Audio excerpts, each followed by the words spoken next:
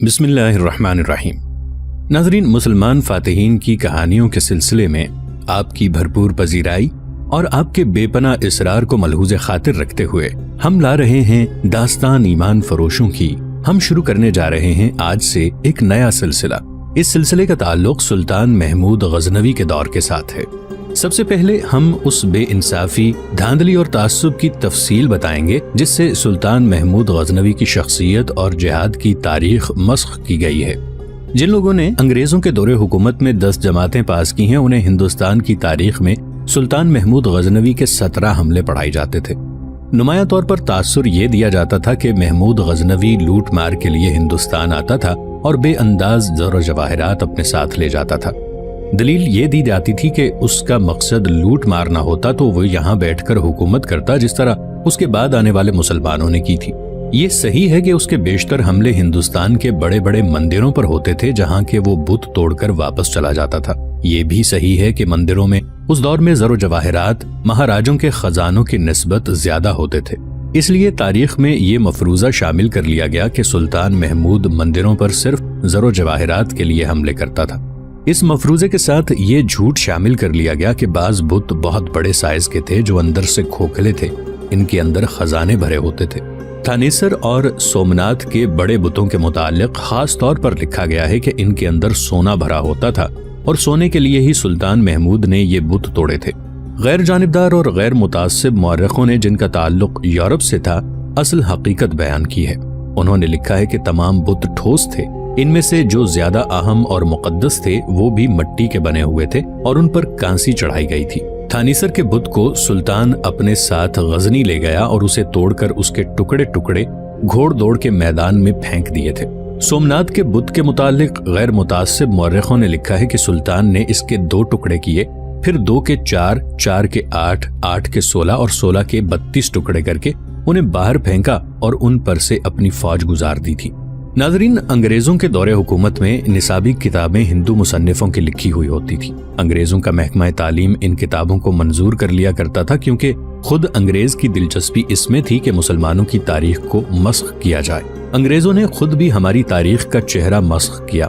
سید احمد شہید رحمت اللہ علیہ کو ڈاکو کہا اور 1857 کی جنگ آزادی کو ہندوستانی سپاہیوں کا غدر کہا۔ کلکتہ کا بلیک ہول انگریزوں کی من گھڑت اور بے سروپا قصہ ہے۔ انگریزوں نے اپنے اس خدشے کو چھپا کر بھی نہیں رکھا کہ ہندوستان میں حکومت برطانیہ کے لیے اگر کوئی قوم خطرہ بن سکتی ہے تو وہ مسلمان ہیں۔ انگریزوں کا یہ خدشہ صحیح ثابت ہوا۔ ہندو سلطان محمود غزنوی کو مرد مجاہد اور بت شکن کیوں کہتے؟ ہندو تاریخ دانوں نے اورنگزیب عالمگیر کے ساتھ بھی یہی سلوک کیا ہے۔ انہوں نے انگریزی حکومت سے یہ فائدہ اٹھایا کہ سلطان محمود کے جہاد کو گھناؤنے طریقے سے نصابی کتابوں میں شامل کیا۔ یہی کتابیں مسلمان بچے بھی پڑھتے رہے۔ سلطان محمود کی تاریخ کو 17 حملوں تک محدود رکھا گیا۔ پاکستان معرض وجود میں آیا تو بھی وہی نصاب رائج رہا اور سلطان محمود غزنوی کی 17 حملوں کی وجہ سے ہی پہچان بنائی گئی۔ اب بھی آپ کو نصابی کتابوں میں وہی کچھ ملے گا جو انگریزوں کے دور میں لکھا گیا تھا۔ پاکستان میں نصابی کتابیں لکھ کر اسکولوں کالجوں کے لیے منظور کرانا ایک کاروبار ہے۔ اس میں لین دین کا خیال رکھا جاتا ہے، کھایا پیا جاتا ہے۔ یہ نہیں دیکھا جاتا کہ ان میں جو کچھ لکھا گیا ہے وہ کہاں تک مستند ہے اور بچوں پر اس کے کیا اثرات مرتب ہوں گے۔ نصابی کتابوں کے علاوہ آزادی سے پہلے جو کتابیں عام مطالعے کے لیے لکھی گئی تھیں ان میں بھی سلطان محمود کو لٹیرا ہی ظاہر کیا گیا۔ یہ زہر پاکستان میں بھی پھیلایا گیا۔ مثلاً 1978 میں پاکستان میں انگریزی زبان میں ایک کتاب چھپی ہے جو 1928 میں ہندوستان میں چھپی تھی۔ اس کا مصنف محمد حبیب BA MLC ہے جو علی گڑھ یونیورسٹی میں تاریخ اور سیاسیات کا پروفیسر رہ چکا ہے۔ یہ کتاب سلطان محمود غزنوی کی زندگی، اس کے کردار اور اس کے کارہائے نمایاں کا ایک تجزیہ اور مطالعہ ہے۔ پیش لفظ میں اس مسلمان مصنف نے لکھا ہے کہ مسلمانوں نے سلطان محمود غزنوی کو برگزیدہ شخصیت سمجھنا شروع کر دیا ہے، جس سے مصنف کو بہت تکلیف ہو رہی ہے۔ اس مصنف نے کتاب میں یہ ثابت کرنے کی کوشش کی کہ محمود غزنوی اپنے باپ سبکتگین کا بیٹا نہیں تھا اور اسے یہ خود بھی شک تھا، جس سے وہ بہت پریشان رہتا تھا۔ دوسرے یہ کہ محمود غزنوی ایک لونڈی کے بطن سے پیدا ہوا تھا جو سلطان کے باپ سبکتگین کی بیوی نہیں تھی۔ تیسرے یہ کہ محمود غزنوی کو فروغ و تبلیغ اسلام کے ساتھ کوئی دلچسپی نہیں تھی، وہ لادینیت میں یقین رکھتا تھا۔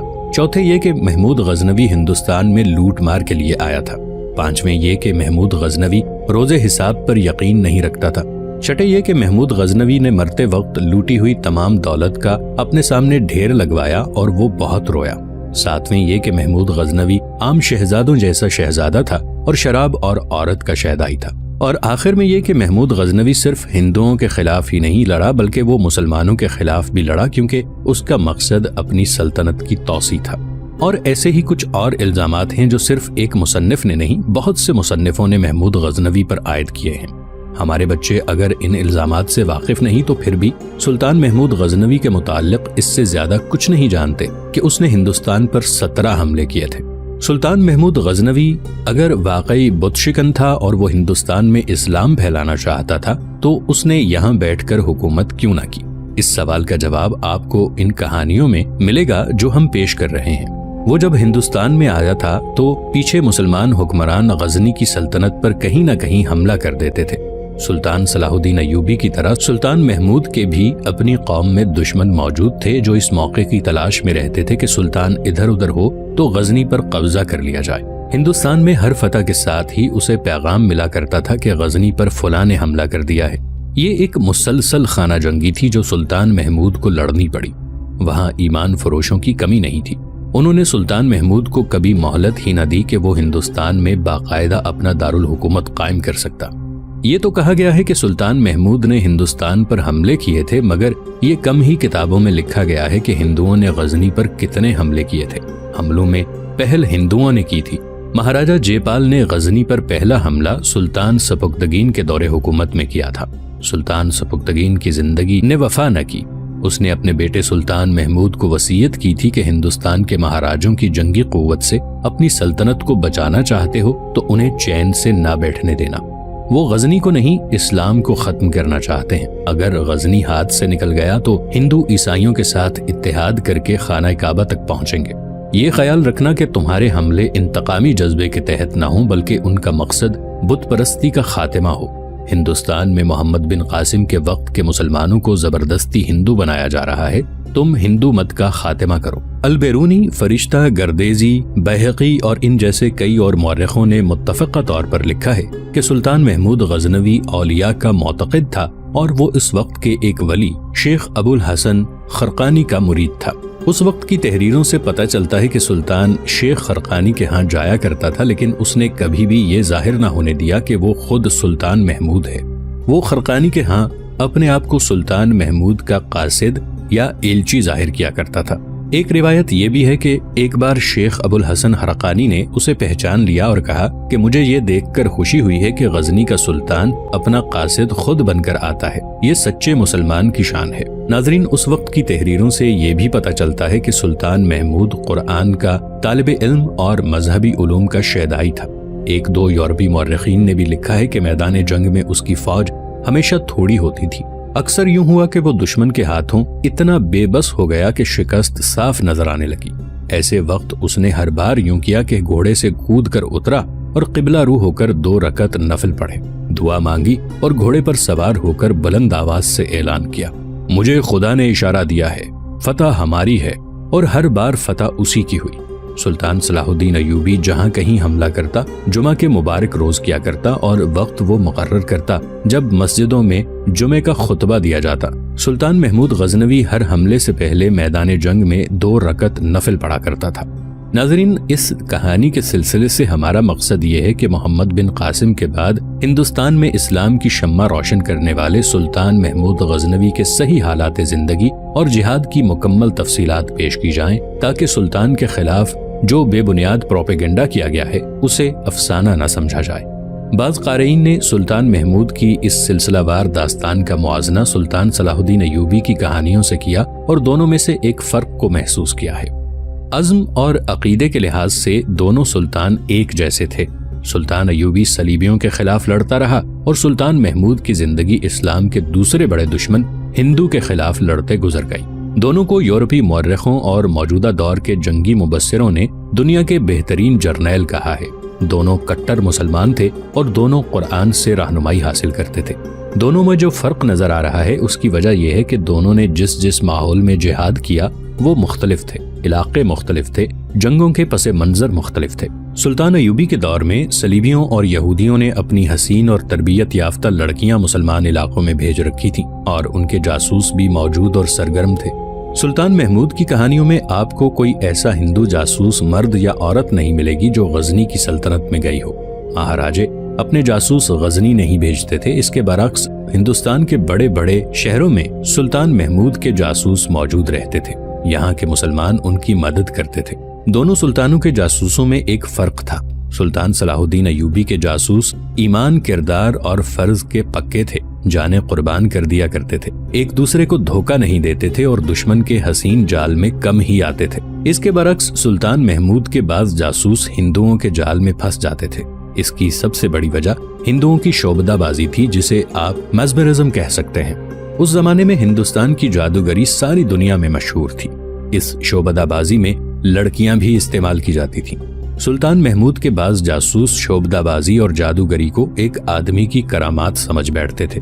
ان کی ناکامی کی دوسری وجہ یہ تھی کہ ہندوستان میں کچھ مسلمان برائے نام مسلمان تھے۔ وہ ہندو مہاراجوں کے درباری اور مخبر تھے اور اس طرح خاصی دولت کما لیتے تھے۔ یہ لوگ غزنی کے جاسوسوں کو پکڑوا دیتے یا اپنے ساتھ ملا لیتے تھے۔ یہاں کے مندروں کی اندر کی دنیا طلسم ہوشربا سے کم نہیں تھی۔ مذہب کے پردے میں بدکاری اور عیاشی ہوتی تھی۔ پنڈت مہاراجوں اور ان کی فوجوں کے بالائی افسروں پر چھائے رہتے تھے۔ حکم پنڈتوں کا چلتا تھا۔ یہاں انسانی قربانی بھی دی جاتی تھی۔ پنڈت جس کسی لڑکی کی طرف اشارہ کر دیتے، اس کے ماں باپ کو وہ لڑکی پنڈتوں کے حوالے کرنی پڑتی تھی۔ غزنی کا جو جاسوس اس طلسم میں چلا جاتا وہ اپنے فرض اور اپنے مذہب کو بھی بھول جاتا تھا۔ اس کے باوجود سلطان محمود غزنوی کا نظام جاسوسی بڑا کارآمد تھا، گو سلطان صلاح الدین ایوبی جتنا کارآمد نہیں تھا۔ ناظرین، سلطان محمود غزنوی کے خلاف ایک اور الزام بھی ہے جس کا ذکر نصابی کتابوں میں خاص طور پر لایا گیا ہے۔ یہ ہے فردوسی کا شاہنامہ۔ روایت ہے کہ محمود غزنوی نے فردوسی سے شاہنامہ لکھنے کو کہا اور بے دریغ انعام کا وعدہ کیا تھا، مگر شاہنامہ لکھا گیا تو سلطان نے انعام کا وعدہ پورا نہ کیا۔ یہ غم فردوسی کو لے بیٹھا۔ کہا جاتا ہے کہ سلطان محمود شاہنامہ اسی مدح میں لکھوانا چاہتا تھا۔ غیر جانبدار مورخوں نے اس واقعے کی تردید کی ہے۔ تحقیق سے ثابت ہوا ہے کہ یہ واقعہ من گھڑت ہے۔ سلطان محمود کو اپنی مدح میں شاہنامہ لکھوانے کی فرصت اور ہوش ہی نہیں تھی۔ اس کی عمر ہندوستان میں ہندوؤں کے خلاف اور اپنے ہاں اقتدار پسند غداروں اور ایمان فروشوں کے خلاف لڑتے گزر گئی۔ ایک اور روایت یہ بھی ہے کہ سلطان محمود چاہتا تھا کہ ایسا شاہنامہ لکھا جائے جو رسول اکرم صلی اللہ علیہ وآلہ وسلم سے شروع ہو اور آخر میں سلطان محمود کا ذکر اس طرح آئے کہ اس نے رسول اکرم صلی اللہ علیہ وآلہ وسلم کا پیغام کفرستان تک پہنچایا اور سلطان کا ذکر رسول اللہ صلی اللہ علیہ وآلہ وسلم کے غلام کی حیثیت سے آئے۔ لیکن فردوسی نے جو شاہنامہ لکھا وہ شہنشاہوں اور سلطانوں کی مدح سرائی کے سوا کچھ نہیں تھا۔ حالانکہ سلطان محمود نے اس شاہنامے کو قبول نہیں کیا۔ بہرحال یہ ثابت ہو چکا ہے کہ فردوسی کے شاہنامے کا واقعہ سلطان محمود کو رسوا کرنے کے لیے گھڑا گیا ہے۔ ناظرین، سلطان محمود غزنوی کی تاریخ کو مسخ کر کے اسے رسوا کرنے اور زر و جواہرات کا لٹیرا ثابت کرنے میں ہندوؤں کے علاوہ ان مسلمانوں کا بھی ہاتھ ہے جو عورتوں، اقتدار، زر و جواہرات اور سلطانی کے خواہش مند تھے۔ ہم جو کہانی آپ کے سامنے پیش کر رہے ہیں ان میں آپ کو وہ تمام لوازمات ملیں گے جو آپ کے اور آپ کی نوجوان نسل کے اس مطالبے کو پورا کرتے ہیں کہ کہانی تفریحی انداز میں لکھی جائے، اس میں سنسنی خیزی اور سسپنس ہو اور یہ جذبات میں ہلچل مچا دے۔ ساتھ ہی ساتھ یہ کہانیاں اس قومی جذبے کو بھی زندہ و بیدار کریں گی جسے ہمارے ملک میں ذہنی لذت مہیا کرنے والی فحش کہانیوں سے ختم کیا جا رہا ہے۔ تو شروع کرتے ہیں اس بت شکن کی کہانی جسے سلطان محمود غزنوی کے نام سے جانا جاتا ہے۔ 1 نومبر 971 بمطابق 10 محرم سن 57 ہجری کے روز امت رسول اللہ صلی اللہ علیہ وآلہ وسلم کا وہ مرد مجاہد پیدا ہوا جسے تاریخ بت شکن کے خطاب سے پہچانتی ہے۔